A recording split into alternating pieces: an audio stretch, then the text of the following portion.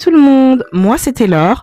Aujourd'hui vous êtes sur la chaîne Taylor BLD. Par la même occasion, regardez, je vous présente aussi ma nouvelle coiffure. Franchement, elle est pas trop canon. Non mais qu'on se le dise, elle est pas trop canon. Franchement, blague à part, elle est super jolie. Sinon, n'hésitez surtout pas à faire comme moi. Voilà, je me suis pris un verre d'eau de coco. Voilà, histoire de m'hydrater. Donc vous vous posez sur votre canapé, sur votre lit, sur votre chaise, donc tout ce que vous voulez, tout ce que vous souhaitez. Je vais vous présenter 7 K-dramas, donc sur le genre scolaire, études. Donc c'est parti.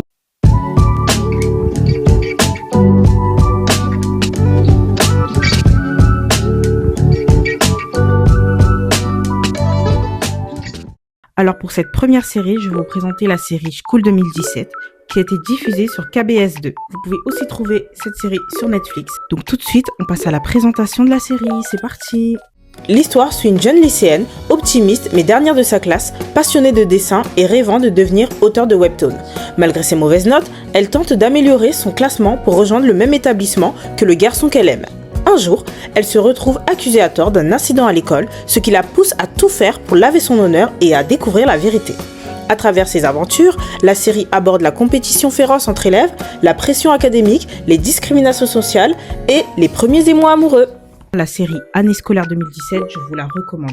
Ça fait vraiment partie des classiques en fait des K-dramas. Bien entendu, je prends toujours mon PC, vous-même vous savez. En acteurs principaux de cette série, on a Kim Si-jung, on a Kim Jong-hun, on a Jang Dong-hyun et on a Han So-hwa. Alors, pour cette deuxième série, je vais vous présenter la série The Hearst. Donc, The Hearst qui a été diffusée en 2013. Vous pouvez trouver la série sur Netflix ou sur Viki Rakuten. Donc, c'est parti pour la présentation. L'histoire suit Kim Tan, héritier du puissant groupe Empire, Daegu Group. Il est le fils illégitime du président Kim. Écarté par son demi-frère aîné Kim Hon, qui voit en lui une menace pour sa position, Kim Tan est envoyé étudier aux États-Unis. Là-bas, il fait la rencontre de Cha Eun-sang, une jeune fille issue d'un milieu modeste venue chercher sa sœur. Entre eux naît une attirance, mais leur retour en Corée complique la situation. Eun-sang n'est autre que la fille de la gouvernante muette de la famille Tan, et elle se retrouve propulsée dans l'univers impitoyable des héritiers. De retour au lycée d'élite, Kim Tan doit composer avec sa fiancée Rachel Yu, héritière d'un groupe hôtelier, et l'arrivée de son rival Choi Young-do, héritier d'une grande chaîne hôtelière qui s'intéresse lui aussi à Eun-sang. Un triangle amoureux s'installe sur fond de lutte, de pouvoir, d'intrigue familiale et de pression sociale. Les autres personnages, tous enfants d'élite, se débattent également avec leur propre histoire d'amour, illustrant le poids des responsabilités, des attentes qui pèsent sur eux. Franchement, la série The Hearst, je vous la recommande. Elle est vraiment bien. Franchement, elle est vraiment bien. Elle est vraiment intéressante. Et bien entendu, il y a mon acteur Lee Min-ho, donc forcément, je vous la recommande. Tout simplement. Donc, on va passer aux acteurs principaux de la série. Donc, comme je vous l'ai déjà dit, il y a Lee Min-ho. On va pas s'étaler dessus. Il y a Park Shin-hye. Il y a aussi Kim Ho-bin. Il y a Kim Ji-hoon. Il y a Kang Min-hyuk. Et on a Choi Jin-hyuk. Jin-hyuk. Ouais, la prononciation, c'est toujours pas ça, hein, malgré qu'on... Voilà. Malgré qu'on essaie, mais voilà. Alors, pour cette troisième série, je vais vous présenter la série Boys Over Flower. Franchement, comment ne pas présenter Boys Over Flower, s'il vous plaît, hein? Je ne pouvais pas présenter cette thématique sans présenter Boys Over Flower, même si je sais que on est je sais pas combien à avoir vu cette série. C'est une série super culte. Voilà, c'est vraiment un K-drama culte. Voilà, c'est la base. Donc cette série, elle a été diffusée en 2009. Titre d'information, grâce à cette série que j'ai découvert les séries coréennes. Je ne vous mens pas.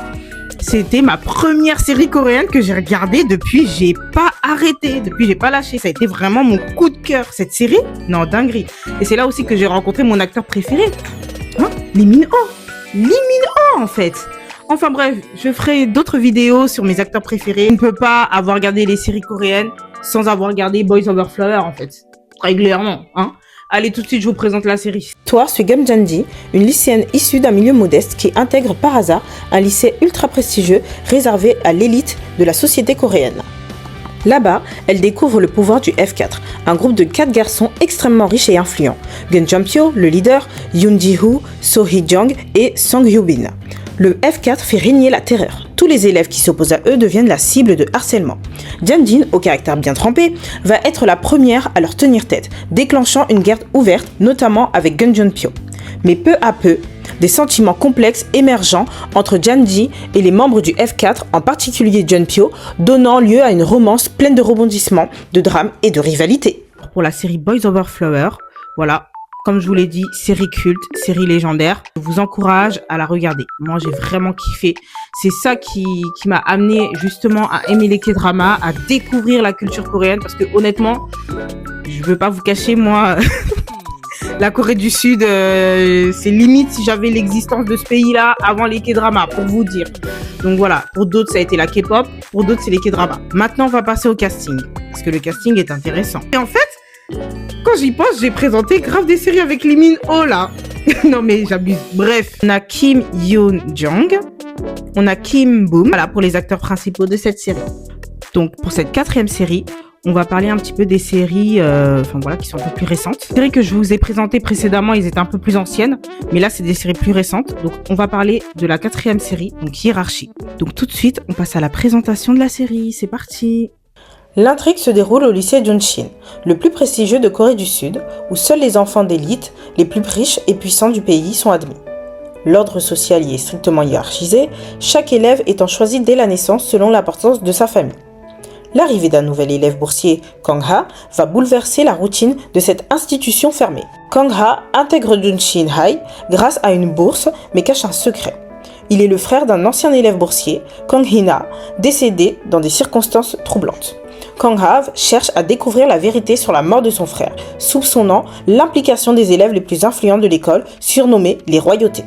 Son enquête va mettre à jour les dynamiques de pouvoir, le harcèlement scolaire, la discrimination sociale et des secrets bien gardés parmi l'élite. Hiérarchie a été diffusée sur Netflix en 2024.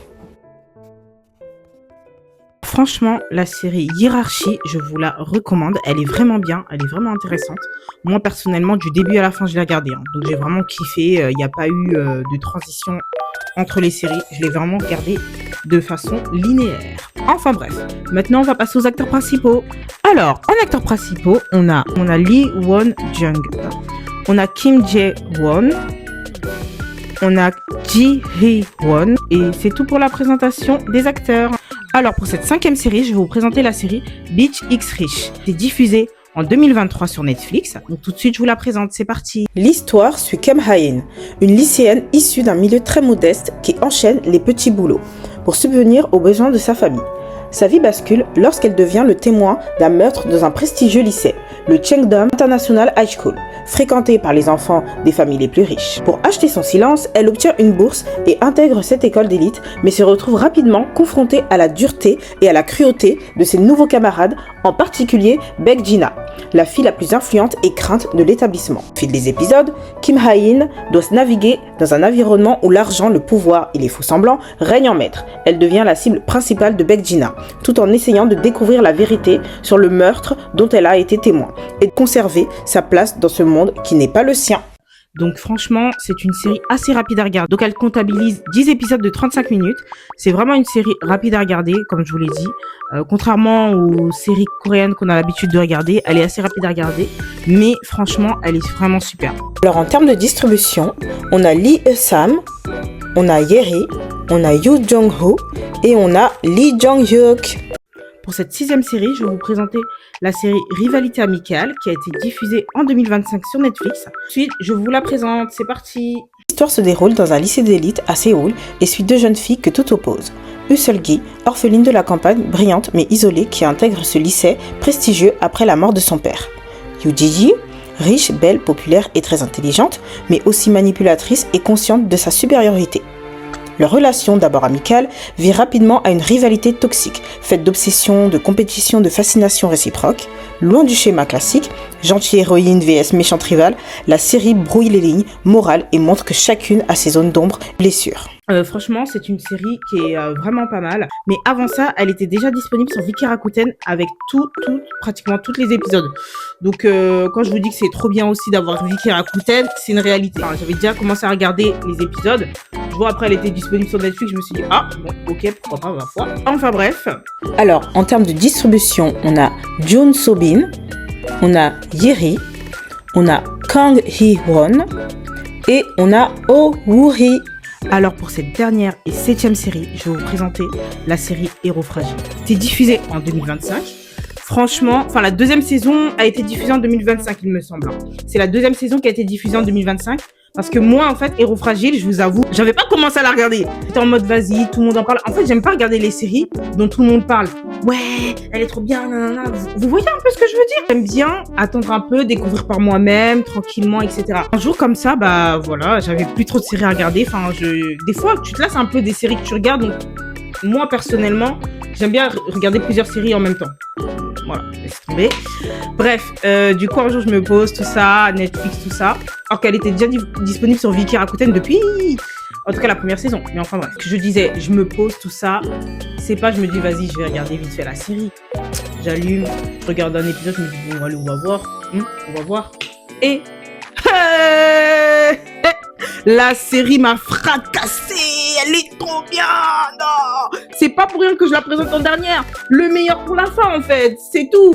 Allez, tout de suite, je vous présente la série. C'est parti. La série suit Yeon Si-eun, un élève brillant et solitaire, physiquement frêle, mais doté d'une intelligence et d'un sens de la stratégie hors du commun.